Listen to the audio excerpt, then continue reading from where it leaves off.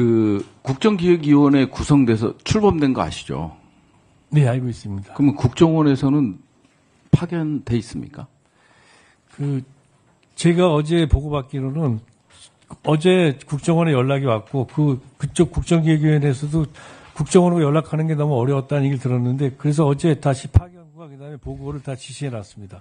아니 출범 전에 그래도 국정원 분야도 뭐 개혁 분야가 있을 거고 뭐 제도 개선 분야도 있을 거고 그렇지 않습니까? 근데 2번이나 리젝을 당했어요.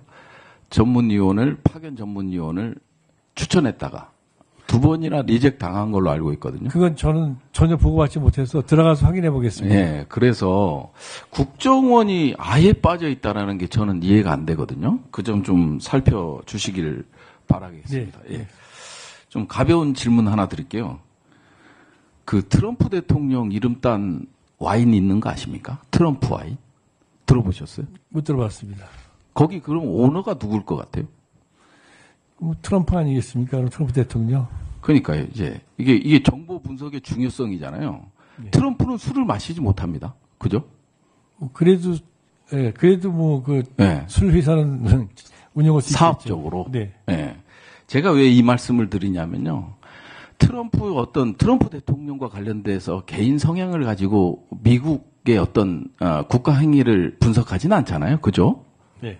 뭐 하나의 변수가 될 수는 있지만 그만큼 정보가 요즘은 정말 복잡해졌다.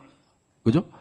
이 트럼프가 트럼프 와이너리를 매입하면서 하버드 부동산 사례 연구에 나올 정도로 상당히 이 와인 하나를 가지고 정보가 상당히 많거든요. 그래서 그런 점에 있어서 그 국정원의 역할, 그 다음에 정보의 중요성, 이런 것들을 좀 상기시켜 드리고 싶어서 좀 말씀을 드렸고요. 정보의 정치화라는 용어를 아시죠? 정보의 정치화. 뭐 아무래도 학자 오래 하셨으니까 결국은 정보의 정치화는 리더십의 의도, 인식에 맞춰서 정보가 왜곡돼서 생산되는 거죠. 맞죠? 네, 그렇습니다. 그러다 보면 그 국정원의 주요 임무는 뭐 국가 안보를 보장하는 것도 있지만 전쟁 예방도 정말 크잖아요. 네? 네. 근데 뭐 박근혜 때 우리는 교훈이 있습니다. 뭐 이명박 정부 때 예를 들어서 북한 붕괴론부터 시작해서 박근혜 정부 때 뭐 통일 대박 뭐 이런 것들 해서 대통령이 이런 워딩을 던져 놓으니까 국정원에서 이제 그거에 맞는 정보를 분석하다 보니까 남북 관계도 어그러지고 막 그런 사례들이 있었잖아요. 네. 알고 계시죠? 예, 알고 있습니다. 그러면 뭐 이재명 정부이긴 하지만 이재명 대통령의 인식에 따라서 정보가 생산된다면 결국은 국가 안보를 훼손하겠죠. 그렇지 않겠습니까? 예, 그렇습니다. 그래서 중심을 잘 잡으실 그런 자세는 있으신가 좀 여쭈고 싶네요. 예, 존경하는 부승찬 의원님 질의에 답변 드리겠습니다. 제가 평생 살면서 연구하면서 또 현업에 있으면서 가졌던 모토가 하나 있다면 이제 실사구시, 부위원님도 아시겠습니다만 제가 실사구시를 모토라고 주장을 많이 했는데 제가 이재명 대통령님을 지금도 모시고 있고 또 후보 시절 전부터 알면서 가장 제가 마음에 했던 것 중에 하나가 대통령께서는 실사구시적인 정신, 실용 이런 걸 갖다 삶의 기초로 해서 지금 특히 이 정치에도 나름대로 적용하고 계시다는 거였습니다. 예. 예, 정부를 보면 대부분이 뭐 박근혜 탄핵 때도 그렇고 그 다음에 이번 윤석열 정부 탄핵 때도 그렇고 이 국정원이 받쳐주지 못했기 때문이라고 보여지거든요. 제가 이제 북한 평양 무인기 얘기를 잠깐 해볼게요. 분명 국정원에서 보고서가 작성됐을 거예요. 그렇죠? 그거는 그렇게 아니 예단하시긴 어려울 것 같습니다. 예. 질의 답변서에 보니까 대한민국 것이 아니라고 볼 수 없다? 뭐 이런 표현, 애매모호한 표현으로 와 있던데 평양 무인기와 관련돼서 아니 평양의 무인기가 추락이 되고 그리고 날짜가 공개가 되고 그렇죠? 그리고 국방부 훈령을 위반하고 군영법을 위반하고 그다음에 형법을 위반해서 북한에 무인기를 보냈단 말이에요. 그러면 국정원에서 이거와 관련된 분석보고서가 없다라는 건 이해가 안 될 것 같은데요. 그 정도로 국정원이 허술합니까?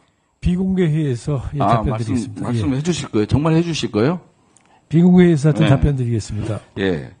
그러면 일단 비공개 회의에서 그 답변을 한번 들어보도록 하겠는데요.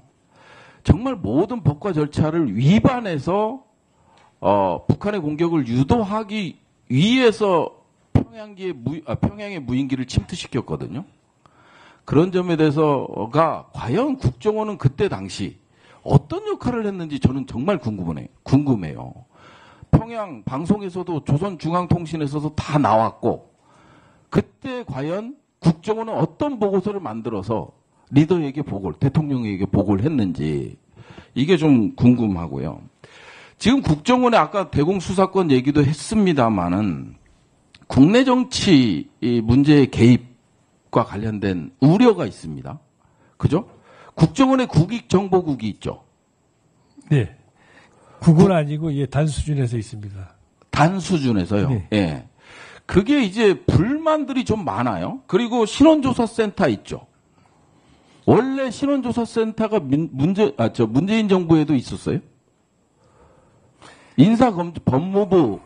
법무부랑 이제 인사검증을 하는데 그 인사 개입으로 비춰질 수 있는 그런 것들을 아예 없앴는데 다시 윤석열 정부에서 복원된 게 국익정보단하고 저는 신원조사센터로 알고 있거든요. 그 점에 대해서도 비공개 시간에 보고드리겠습니다. 그래요. 네. 이제 복합적으로 하다 보니까 지금 우리 그 안보라는 것이 정보라는 것이 결국은 복합적이잖아요. 네. 과거에는 뭐 이제 국가안보가 군사정보 뭐 이 정도로 해서 등치되곤 하긴 했지만 지금은 경제를 빼놓고는 생각할 수 없잖아요. 그렇죠? 그렇습니다. 네. 알래스카 LNG 그 가스관과 관련돼서도 마찬가지고 그 다음에 한일 대륙붕 개발협정 이제 3년 후에 만료되는 걸로 알고 있는데 이것도 그렇고 지금 이란 이스라엘 전쟁과 관련해서 상당히 밀접한 관계가 있잖아요. 근데 혹시 마지막으로 경제 안보와 관련돼서 국정원의 역할을 강화시킬 보관을 갖고 있는지 이 질문에 대해서는 답변이 가능하시겠죠? 네. 예. 지금 공급망법에 의해서 국정원이 경제안보에 관여하게 돼 있습니다. 그래서 경제안보국이 다니는데 경제안보를 중심으로 해서 한국의 국가 미래 전략의 어떤 전략을 수립하는데 국정원이 어떤 적극적으로 지원을 하기 위해서 필요한 그런 나름대로의 그 조직을 강화하는 게 필요하다. 그렇게 생각하고 있습니다. 네, 부선장님 수고하셨습니다. 이어서 존경하는 우리 송원석 위원님.